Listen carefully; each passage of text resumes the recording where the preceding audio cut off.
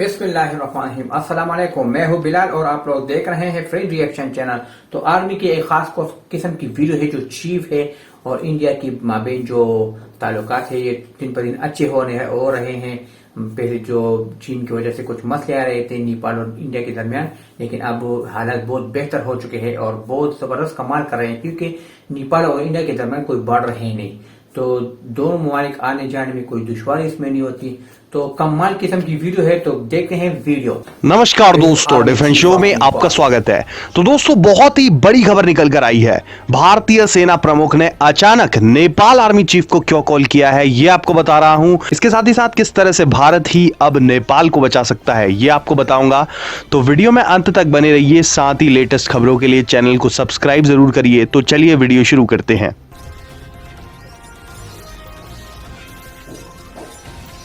दोस्तों, जैसा कि आप जानते ही हैं कि भारत और नेपाल के बीच के संबंध कितने अच्छे हैं, तो हमारी सेना प्रमुख को भी नेपाली सेना में जनरल की रैंक से नवाजा हुआ है। तो दोस्तों, इतने गहरे रिलेशंस हमारे हैं कि नेपाल और भारत ऑलमोस्ट एक ही देश हैं और इनके बीच में कोई बाउंड्रीज भी नहीं है और फिजिकल बाउंड्रीज नहीं है और आप बिना किसी रुकावट के आ जा सकते हैं। तो इसी बीच पिछले कुछ सालों से भारत और नेपाल के संबंध बिगड़ते हुए दिखे थे। जी हाँ दोस्तों, इसका सबसे बड़ा कारण है चीन। दोस्तों, चीन नेपाल को अपनी इन्फ्लुएंस में लेना चाहता है और इन्फ्लुएंस में लेने के बाद आपको पता ही है कि चीन क्या क्या करता है। जी हाँ, चीन दूसरे देशों की जमीन पर कब्जा करता है और ऐसा ही नेपाल के साथ भी हुआ है। जी हाँ दोस्तों, बीते सालों में नेपाल चीन की ओर कुछ ज्यादा ही झुक गया था। इसीलिए अब जब सच्चाई सामने निकल कर आई तो पता लगा कि नेपाल की भी जमीन जा चुकी है। जी हाँ, हाल ही में नेपाल की होम मिनिस्ट्री ने खुलासा किया था कि चीन उनकी ही जमीन पर उनके नागरिकों को जाने नहीं दे रहा है और एक तरह से वहां पर कब्जा करके बैठ गया है। तो ये काफी घातक साबित हो रहा है नेपाल के लिए। और इसी बीच नेपाल ने वापस से भारत से कांटेक्ट करा है, क्योंकि अब वहां पर सरकार भी बदल चुकी है, तो फिर से संबंध पटरी पर लौटते हुए दिख रहे हैं। लेकिन इसी बीच अचानक हमारे सेना प्रमुख ने नेपाली सेना प्रमुख को कॉल किया है।